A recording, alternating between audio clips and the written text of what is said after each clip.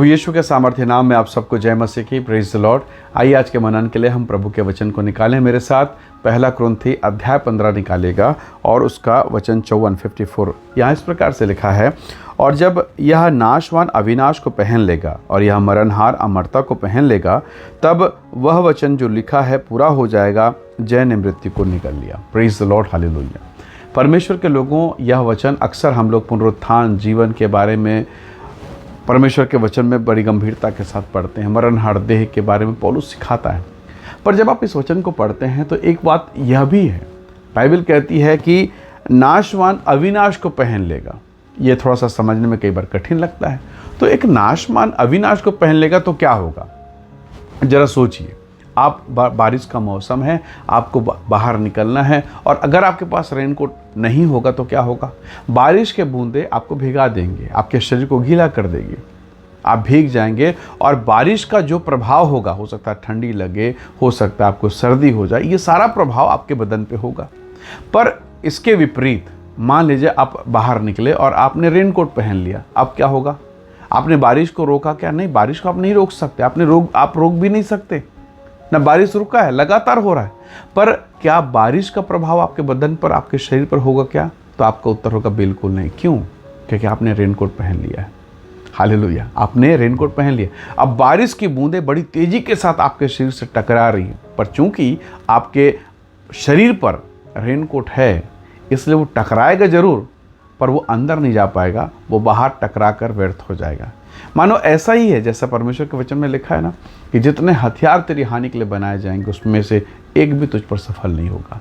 तो कहने का मतलब ये है, जब पौलुस कहता है नाशवान देह अविनाश को पहन लेगा, कितनी बार मैं और आप इसी दशा में होते हैं।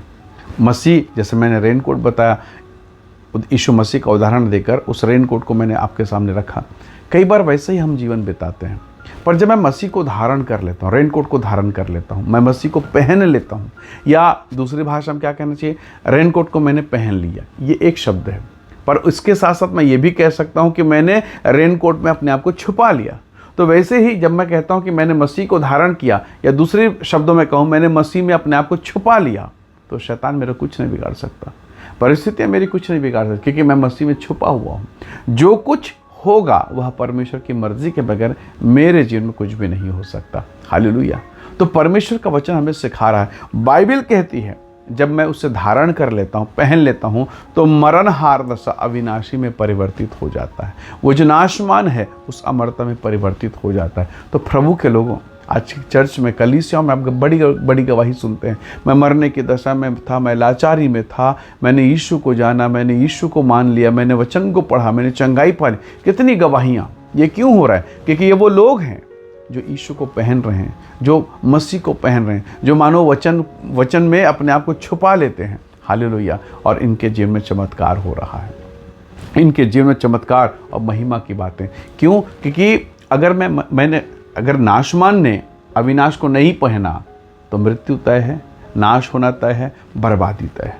पर वो नाशवान जब अमरता को पहन लेता वो मजबूत हो जाता है। जरा सोचिए, लोहे का रॉड कितना मजबूत है, उसमें कितनी ताकत है। पर वही लोहे का रॉड जब बालू और सीमेंट, रेती, गिट्टी, इन सब से मिलकर वो लोहा जब उसमें छुप जाता है, इतना मजबूत हो जाता है, बड़ी बड़ी बिल्डिंगें, over bridge, fly over bridge, बड़े बड़े ब्रिज खड़े हो जाते हैं।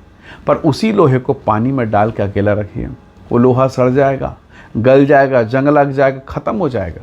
पर जब वही कंक्रीट के भीतर में, सीमेंट के भीतर में होता है, वो लोहा सालों साल, कई साल चलता है। क्यों? क्योंकि उसने अपने आप को छुपा लिया। परमेश्वर के लोगों, मैं और आप कमज़ोर हैं। हम इस संसार की पीड़ा, इस संसार की समस्या, इस संसार की वेदना के सामने, संसार के माहौल के सामने शायद हम टिक ना पाएँ, खड़े ना हो पाएँ। आपका परिवार, आपका घर, आपका घराना। पर बाइबल कहती है जो मुझे पाता है वो जीवन को पाता है। हालेलुया। और जब मैं मसीह में छिप जाता हूँ, मैं मसीह को धारण कर लेता हूँ, जब मेरा मसीह मुझ में आ जाता है, प्रभु यीशु मसीह ने कहा मैं उसमें चला फिरा करूँगा, तो मैं कुछ और ही बन जाता हूँ, मैं कुछ और मनुष्य बन जाता हूँ। मेरा जीवन, मेरे काम, मेरे विचार अलग हो जाते हैं। हालेलुया। और यही अनुग्रह है। निकोदेमुस इस बात को नहीं समझ पाया। उसने कहा क्या एक व्यक्ति जब बूढ़ा हो जाए तो क्या फिर से अपनी माँ के गर्भ में प्रवेश करेगा? कैसे ये हो सकता है? तो यीशु मसीह ने उसे समझाया, जो शरीर से जन्मा वो शरीर, और जो आत्मा से जन्मा वो आत्मा है। बहुत बार हमें परमेश्वर का वचन नहीं समझ में आता, कई बार ये चीज़ें समझ में नहीं आती। जैसे आप डॉक्टर के पास जाते हैं, डॉक्टर जब टैबलेट मेडिसिन या इंजेक्शन जब देता है तो क्या आपको ये समझ में आता है? पर आप उसे लेते हैं, दर्द होता है, कड़वापन लगता है, पर आप उसे ले लेते हैं, ग्रहण करते हैं, बदले में पैसा भी देते हैं, ये सोचकर खा लेते हैं, ये सोचकर ग्रहण कर लेते हैं कि जो मुझे लगा रहा, जो मुझे इंजेक्शन लगा रहा, जो दवाई मुझे लिख रहा है वो विद्वान है, वो डॉक्टर है। तो प्रभु के लोगों, जब एक डॉक्टर की बात, एक वैद्य की बात को हम इतनी गंभीरता से लेते हैं, तो जो डॉक्टरों का डॉक्टर, वैद्यों का वैद्य, जो जीवित परमेश्वर है, उसकी बातें कितनी गंभीरता के साथ हमको लेनी चाहिए। बहुत बार हम परमेश्वर के वचन को गंभीरता के साथ नहीं लेते हैं। हम डॉक्टर के बताए गए नियम का पालन करेंगे, ये नहीं खाना, वो नहीं पीना, ये ऐसे मत करना, वैसे हर परहेज को हम पालन करते हैं। पर क्या हम परमेश्वर के वचन का पालन कर रहे हैं? जब आप पालन करेंगे, अविनाशी दशाएं आपके जीवन पर अनुग्रह बनकर उतरेगा, और वो जो नाशमान दशा है, आपके जीवन की जो कमज़ोरियाँ हैं, परमेश्वर का आत्मा कार्य करेगा और उन कमज़ोरियों को दूर करेगा। हो सकता है आप असफलता में हो। हन्ना का जीवन आपने देखा, बहुत प्रयास किया, पर संतान की आशीष नहीं मिली। घर में उसकी सौतन भी आ गई, परिवार का माहौल मानो नरक का सा हो गया, पर इसने प्रार्थना करना नहीं छोड़ा और ये प्रार्थना में बनी रही। हालेलुया।